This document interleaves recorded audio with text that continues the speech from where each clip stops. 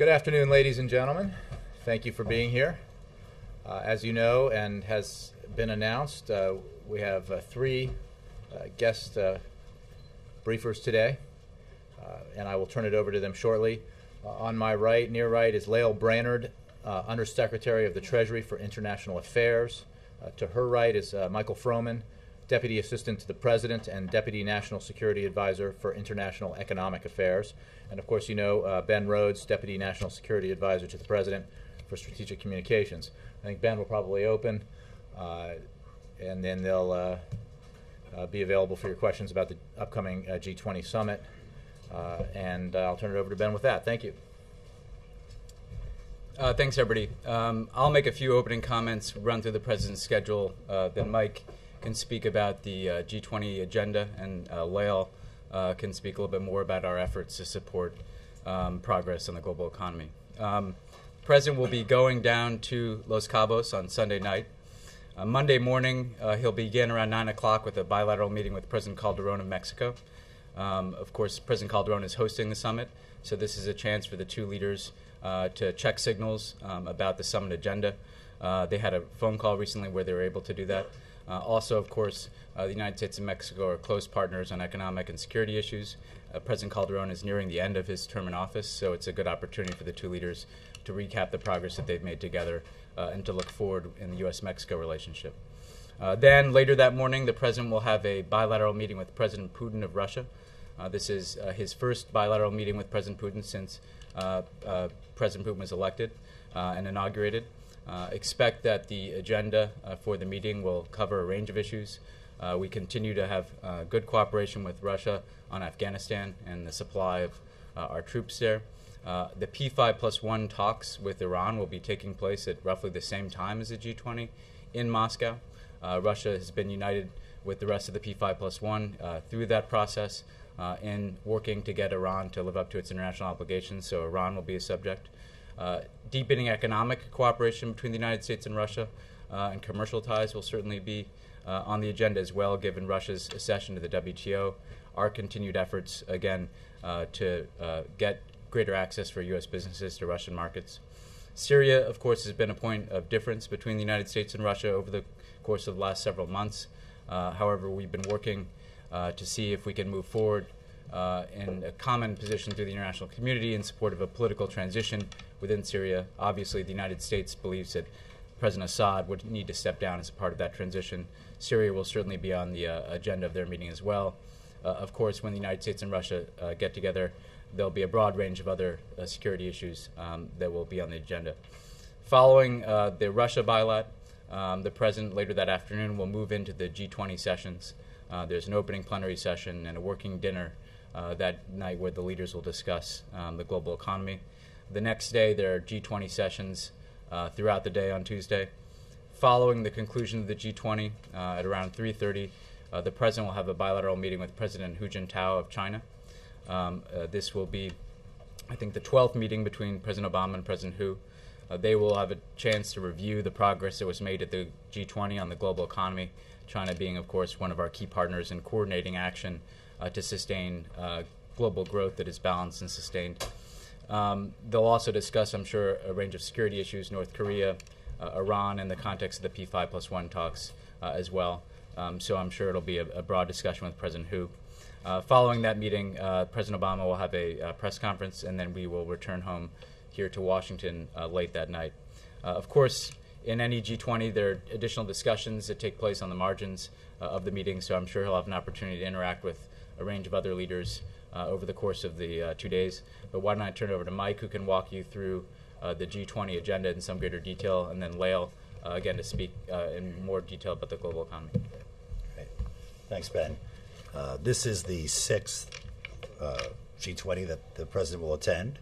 And since its foundation, the G20 has established a pretty solid track record of contributing to the efforts to avoid a global depression back in 2008-09 that would have destroyed tens of millions of jobs and businesses, putting in place a framework for strong, balanced, and sustainable growth with the goal of rebalancing demand around the world, updating the financial regulatory system around the world and reforming the international financial institutions, addressing major challenges to international development, including food security and infrastructure, and maintaining an open trading system despite or in the midst of the most serious economic crisis in 80 years. It's launched a major effort on anti-corruption and taken on critical issues around energy security, including the phasing out of inefficient fossil fuel subsidies. And it's underscored the importance throughout of growth and policies to support the maintenance and creation of decent jobs. Under the leadership of the Mexican presidency, the G20 has continued this agenda. Mexico has put an emphasis on the role green growth can play as part of the global recovery, both to create jobs and deal with the challenges of energy security and climate change. It's taken forward the G20's development agenda with a particular focus on food security and infrastructure and on financial inclusion, that is, the expansion of access to savings, credit, and insurance to a greater percentage of the world's population. There have been strong progress on anti-corruption and on inefficient fossil fuel subsidy phase-out. But these summits really have three main purposes. First, there are opportunities for leaders to engage directly with their counterparts on a whole range of issues, particularly around the global economy, but the broader agenda as well. And President Obama, as Ben has said, will certainly do that, both in his bilateral meetings and on the margins of the plenary sessions themselves. In fact, often the most important work is done outside the formal sessions of the G20. Second, there are action-forcing events which drive member governments to reach agreements on a variety of topics, and some that require the direct involvement of their leaders and some that don't. And next week, there will be announcements on progress in a number of areas, including financial regulatory reform, international financial architecture issues that Undersecretary Brainerd will talk about, but also other global issues as well. And third, there are moments when leaders come together to address the critical issues of the day. And that's where the G20, we're having the participation of the largest economies around the world at the G20 makes that the most appropriate forum to do so, because you have all the relevant leaders at the same place and at the same time. Obviously, the situation in Europe will be central in leaders' minds when they arrive in Los Cabos. It's the dominant risk to the global economy at the moment. And Europe is our largest trading partner and a key part of the global financial system, and therefore it's very important to the United States and the rest of the world as they work through their issues. As a result, the overwhelming focus of this G20 is likely to be how to promote and maintain global economic growth. Because the stakes are so high throughout this crisis, the President, Secretary Geithner, Undersecretary Brainerd, and some of us here at the White House have been in close contact with our European counterparts to discuss approaches to the crisis, to share our own experience in the United States, and to offer our support. And what the Europeans have made clear is that they believe it's in their collective responsibility to do what it takes to keep the Eurozone together. They've already taken a number of difficult decisions and have made important progress, and they have substantial resources to address their issues. But they also recognize that there is still work to be done. Reaching agreement among the 17 or 27 countries on difficult economic issues is, as Chancellor Merkel said yesterday in a speech, a Herculean task. At Los Cabos, the G20 looks forward to hearing more from the European leaders on the progress of their efforts to stabilize their banking system and promote growth, and to hear what their vision is for taking this effort forward toward fiscal and financial union. That being said, Los Cabos will not be the final word on the Eurozone. That is a continuing conversation with some important milestones, including a meeting of all EU leaders coming up in Brussels at the end of the month. For our part, the United States will continue to provide leadership, global leadership, in terms of strengthening the global recovery. President Obama is intensely focused on creating jobs, and that's why he's put forward proposals to cut taxes for small businesses hiring, to help families refinance their homes, to invest in infrastructure, and to put teachers, firefighters, and police officers back to work. He's also proposed a framework to put our medium-term public finances on stronger, more sustainable footing as well. That's why the jobs plan he put forward in September was paired with a $4 trillion long-term deficit reduction plan. The President's approach of spurring job creation and growth in the near term and meaningful deficit reduction in the medium term represents the best policy to protect the U.S. economy and to do our part as the world's largest and most important economy to maintain the global recovery.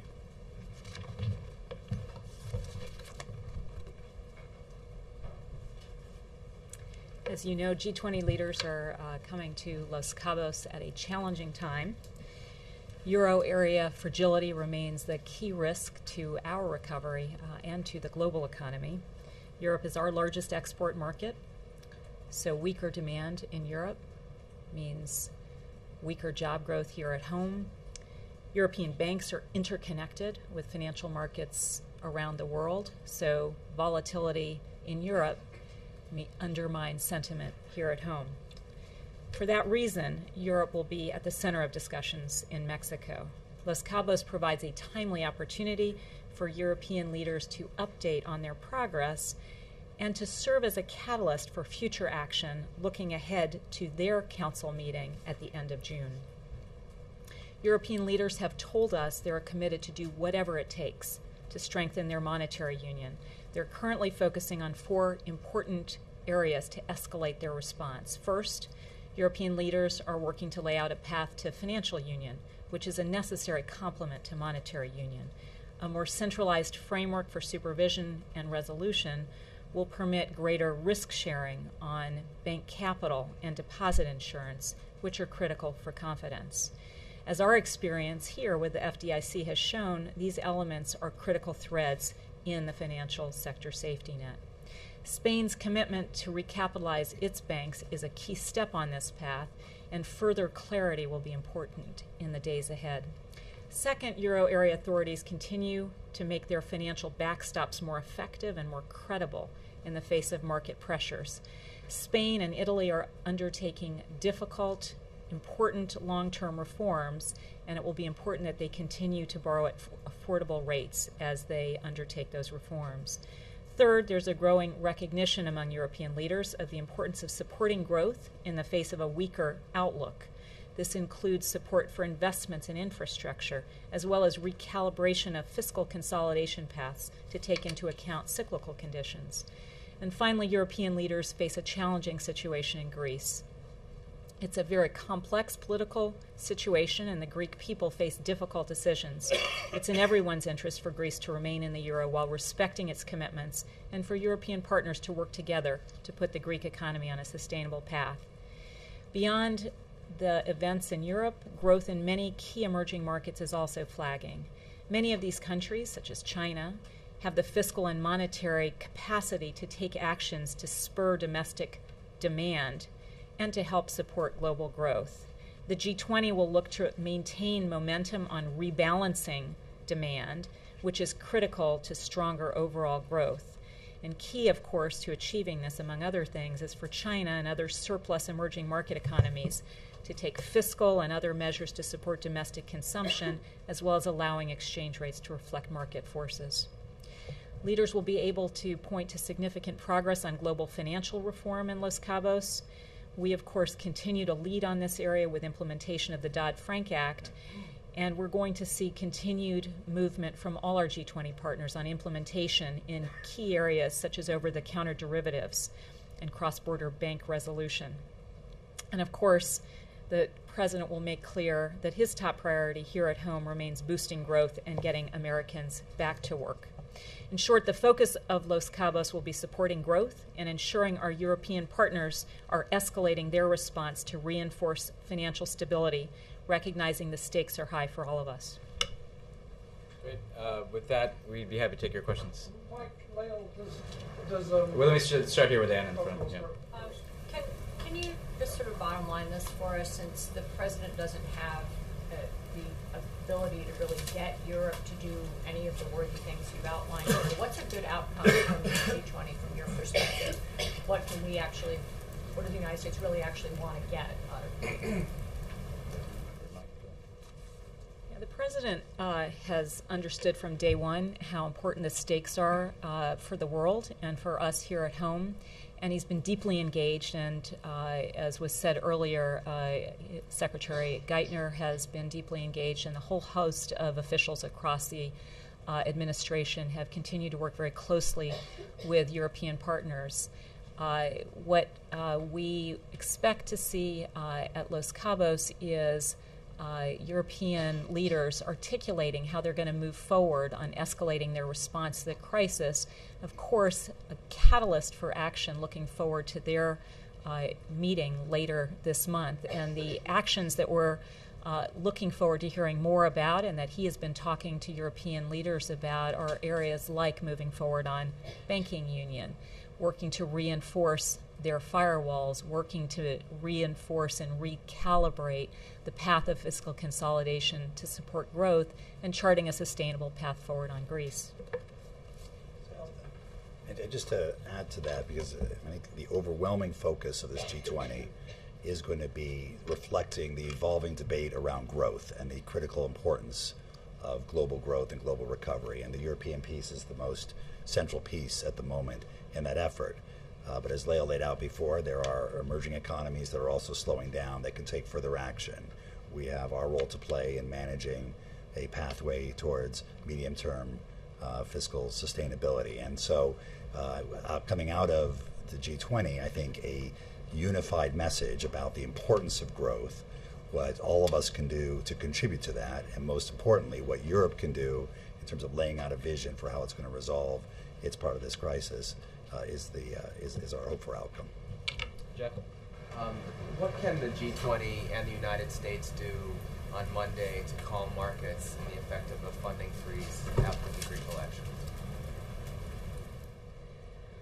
First of all, it's important to recognize that we are hearing from both our European partners and from the main candidates in Greece, from the Greek people, that they are all looking to find a path forward that will keep Greece in the euro area, even as Greece moves forward on reforms. I think it may take a little time to see the full outcome of the Greek elections, given it's a parliamentary system.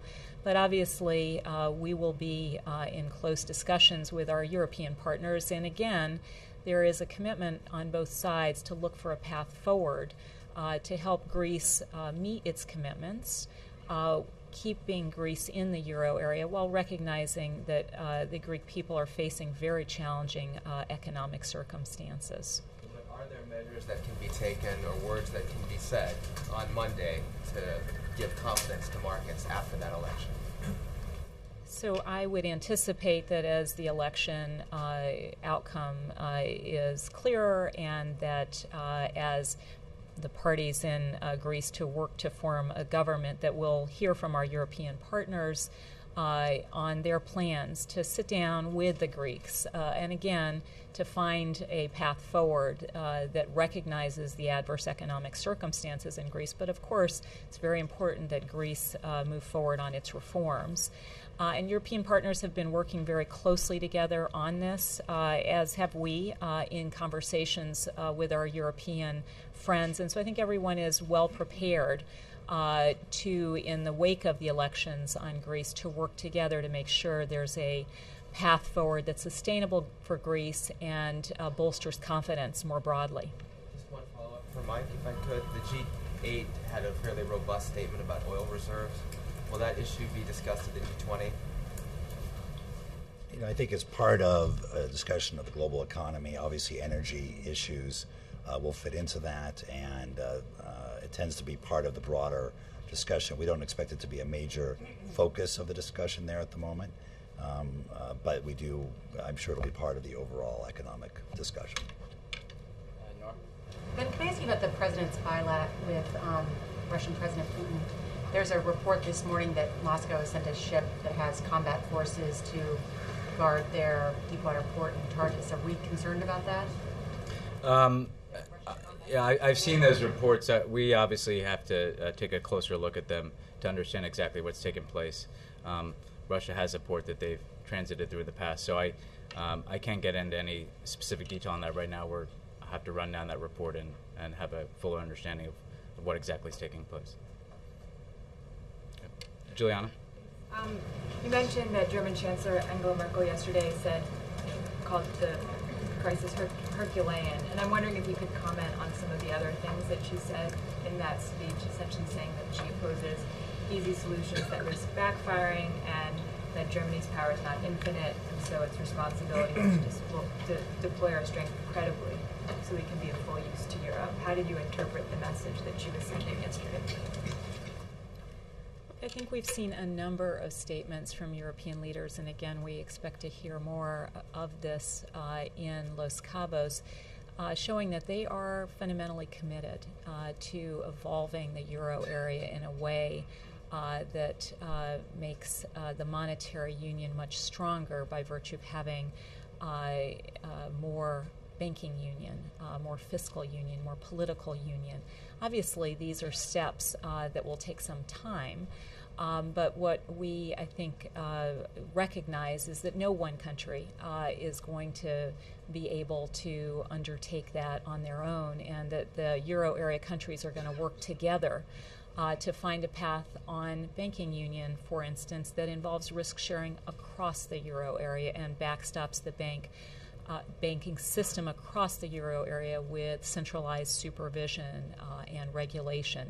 And you have to put this in the context that Europe has already taken really quite remarkable steps. I mean, we forget that when they started with this crisis, they really had no firewall at all, and they've moved together to put in place very substantial resources to protect the economies in Europe and to ensure that sovereigns continue to have access to financing. The ECB has taken very important actions to inject liquidity into the banking system. And so what we're seeing is a continued willingness on the part of European leaders to take those actions. And again, we're going to look forward to hearing from them, and the President is deeply engaged in encouraging them to lay out the next steps in the escalation of their response. Carol? I have two questions. One, can either or both of you comment on the action that the UK took yesterday, and then has the U.S. prepared a contingency plan in the event that there is some negative global market reaction on Monday? And for Ben, on the meeting with Putin and Syria, do you guys consider the standoff with Russia over Syria as marking the death of reset with Russia? I'll take the second one first. I'd say a couple things. First of all, the reset with Russia was based on the belief that we could cooperate with them on areas of common interest, understanding that we'd still have some differences. And I think we continue to see very positive results from that reset policy. We supply our troops in Afghanistan significantly through the Northern Distribution Network that passes through Russia. So Russian cooperation in Afghanistan is essential to, again, supplying our troops. We've worked with Russia on the Iran issue, and they've joined us in UN Security Council Resolution 1929, which is the foundation of all the sanctions that we have then moved on to put in place on the Iranian government. Russia has been with us in the P5+1 talks, for instance, in sending a clear message to Iran that they need to live up to their international obligations, and is in fact hosting the next round of those talks in Moscow. On nuclear issues, our efforts to lock down nuclear materials around the world depend in large part on effective cooperation between the United States and Russia and other countries. Again, our dialogue with the Russians in the New START Treaty allows us to have a verifiable mechanism for reducing our deployed nuclear missiles and launchers. So in other words, we're able to work with the Russians and cooperate on a set of issues, even though we have differences. And it's our view that just because you have differences on certain issues doesn't mean that you want to throw aside the very substantial cooperation that we're getting with the Russians, again, on issues from Afghanistan to Iran to nuclear security. However, we have had a very substantial difference with Russia on the issue of Syria. And essentially, our view for some time now has been that Bashar al-Assad has no legitimacy to lead that country anymore. He's lost that legitimacy by the actions he's taken, the violence he's committed against his own people, and therefore he needs to step down from power. That's been the U.S. view for some time now, as well as many other countries around the world, because we believe that's what the Syrian people have indicated that they want. So we've worked through the UN Security Council to try to take action, to put pressure on the Assad regime, to send a clear message that there needed to be change within Syria. The Russian government did not support those efforts and blocked 2 resolutions at the UN Security Council. However, they have, again, been a part of the Annan Plan that puts forward a roadmap that could allow for an end to the violence in Syria and a political transition. However, it's our assessment that the Syrian government has not met its commitments, any of its commitments, under the Annan Plan. And therefore, what we need to do to preserve the credibility of that effort is to lift up the political transition and say this has to be about more than simply getting monitors into the country. This has to be about holding the government to account for its actions and also showing the Syrian people that there's going to be a political transition that gets underway that involves real change in the country. And we have held up, for instance, the model of Yemen, where you had a leader step down from power in an orderly fashion, and then a roadmap towards elections. And we've been working to get the Russians come in line with, frankly, the broad international community. This is not just an issue between the United States and Russia. It's really an issue between the international community, on the one hand, that is expressing support for a real transition in Syria, and the Syrian government, which has, of course, resisted those steps. So we'll continue to work through that area of difference with the Russians, because we believe that they can play a role, again, in pressing the Assad regime and supporting a political transition, and that will be on the agenda. And even as we do that with Russia, we have the Friends of Syria group, where we are working with like-minded nations, European partners, Arab partners, Turkey, to put pressure on the Assad regime to impose sanctions and to support a transition and support the Syrian opposition. We'll continue to do that. And if there is not progress made, we've been clear that we can, again, continue to have discussions at the UN and the Security Council about what additional steps need to be taken. So we'll continue with the progress that's been made on the reset. And what we've shown is we can have strong differences. We can articulate those differences, but it need not derail cooperation in other areas. On the other question, let me just turn over to Layla.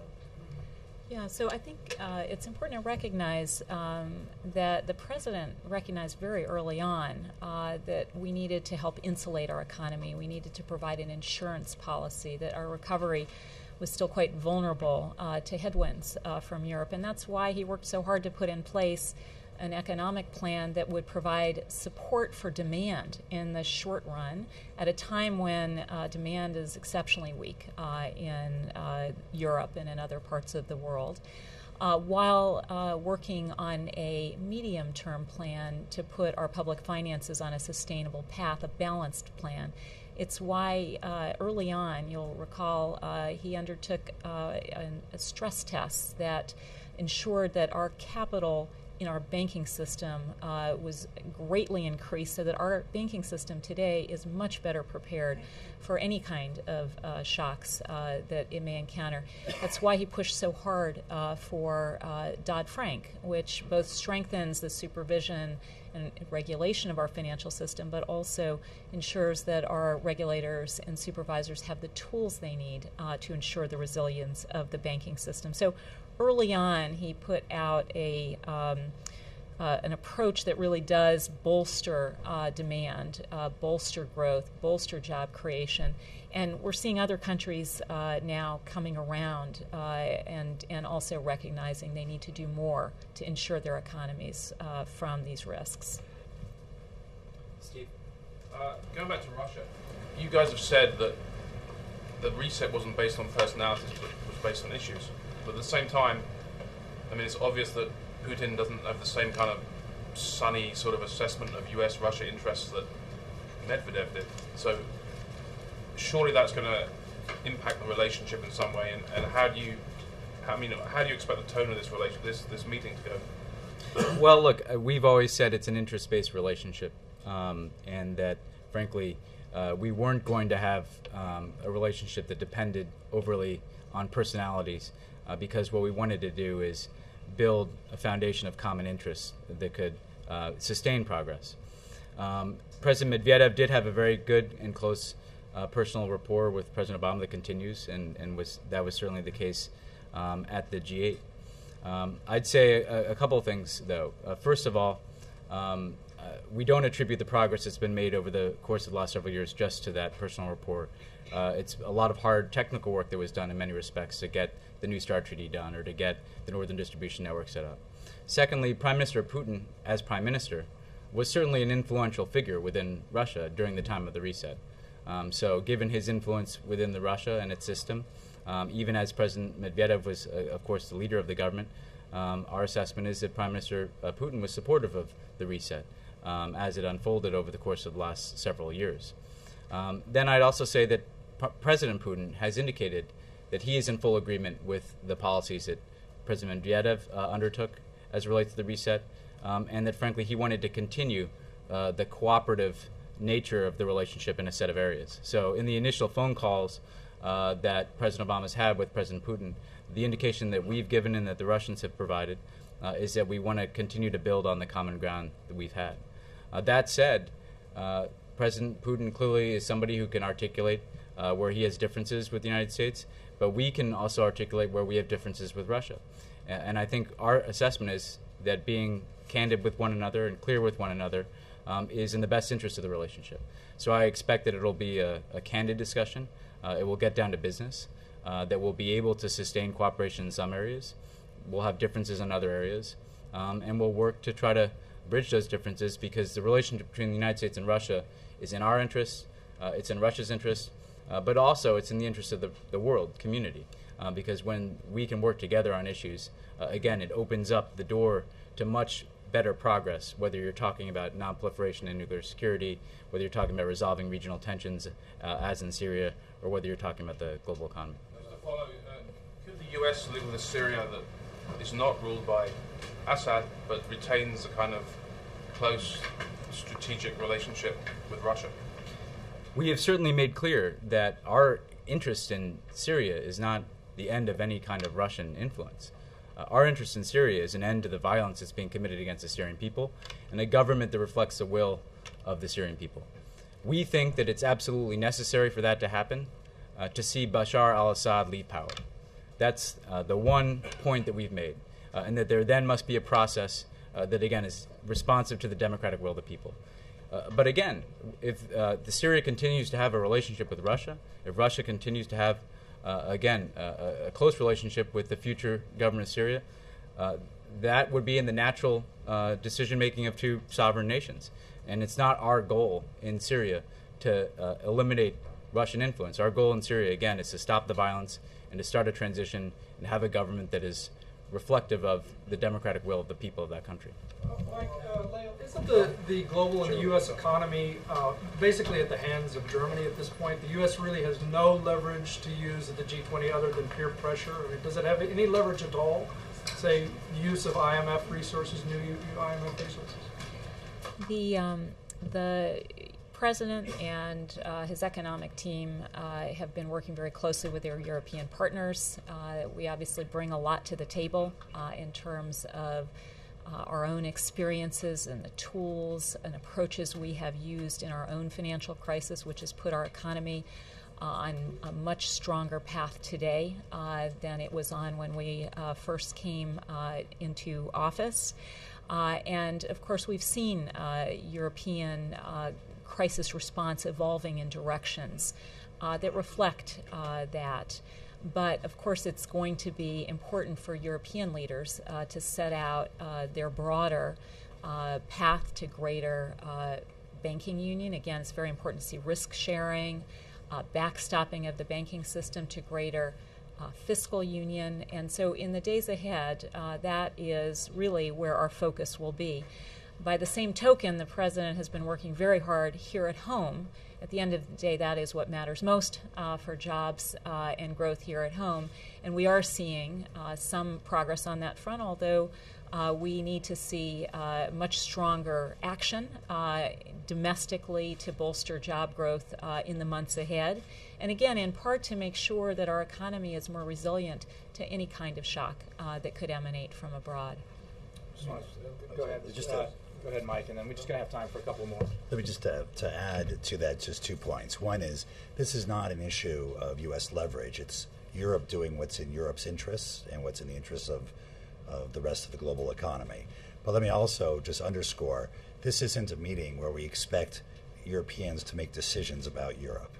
You'll have 4 out of 17 Eurozone members there. You'll have 5 out of 27 European Union members there, plus, of course, President Van Rompuy and President Barroso. So this is an opportunity, and we'll be encouraging them to take this opportunity to lay out a vision of where they want to take Europe and the Eurozone going forward and how they want to address these issues. But this is not a meeting where we expect them to come and make decisions for all of Europe. I just want you all have a call to the Rose Garden, so we just Ben will call on people, but we got to wrap it up in the next couple of minutes. Take a couple more here. Yeah. Thank you. I wanted to follow up on the Russian thing. Do you expect any deliverables out of the meeting of the two presidents? Frankly, my own feeling about this is that we have a pause in the relationship, and it has nothing to do with the external things like Syria or others. but more maybe with the difficult political season in the U.S. So do you expect real progress in any areas this year? Well, we'd absolutely like to see progress in a set of areas. Again, on Iran, the Russians are deeply invested in progress in the P5+1 talks, not just as a member of the P5+1, but as the host nation for the next round of those talks. And so we'll want to be coordinating with the Russians and the rest of our P5+1 partners to see progress in getting Iran to live up to its obligations. On Syria, we would like to see Russia as a part of an international effort to support a political transition within Syria that's entirely consistent with the Annan Plan that speaks about a political transition. So we believe there's space for agreement, but again, our view is that a political transition has to involve Bashar al-Assad leaving power. On commercial ties, we're actually in agreement in seeking greater access to Russian markets for U.S. businesses and seeking the repeal of Jackson-Vanik, for instance, to facilitate that effort. So I think there is areas of agreement and areas where we'd like to make progress, even though we recognize there have been difficulties and tensions and aspects of the relationship in recent weeks. Sure. Yeah. Thank you. Two questions. Okay. One, this week a high-level U.S.-India strategy dialogue took place in Washington, and yesterday President called the Prime Minister of India, Mr. Singh.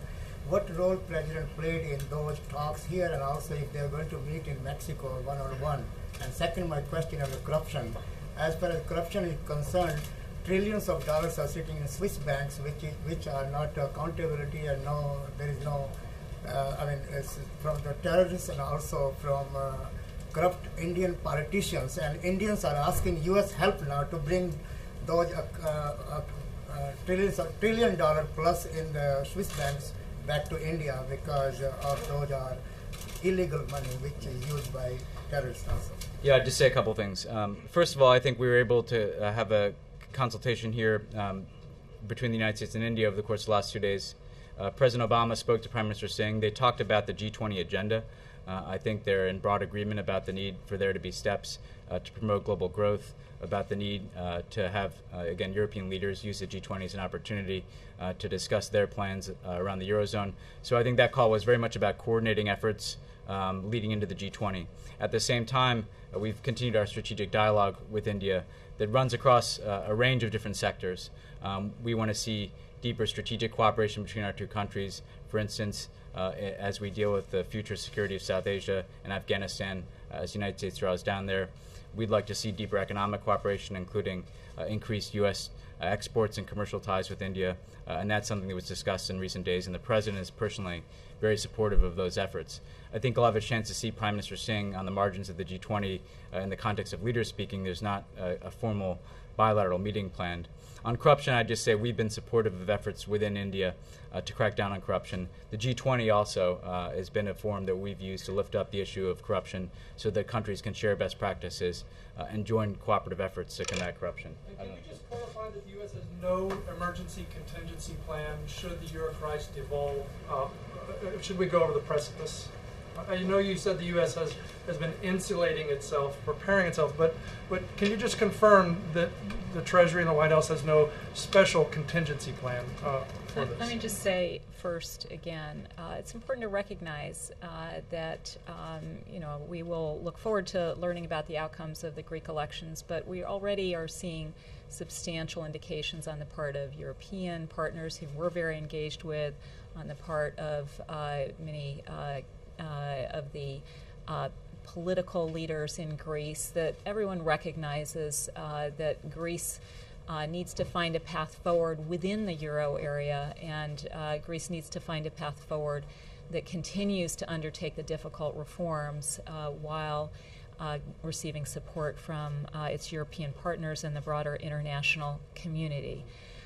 Separately, of course, we are, across the U.S. government, always making sure that we have a toolkit and that we are well prepared for any set of exigencies that may arise. And so, of course, there's a set of tools that are well understood, and there is always, in any time period, readiness. But I want to go back to the basic point, which is, we're going to hear from European partners in Los Cabos. They're very focused on restoring confidence, charting a path forward that contributes to financial stability, and one of the core elements is to make sure that Greece is on a sustainable path while respecting its commitments within the Euro area.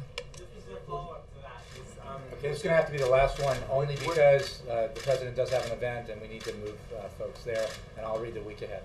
Would the U.S. be supportive of some form of central bank joint intervention if the outcome of the Greek election causes more market turmoil?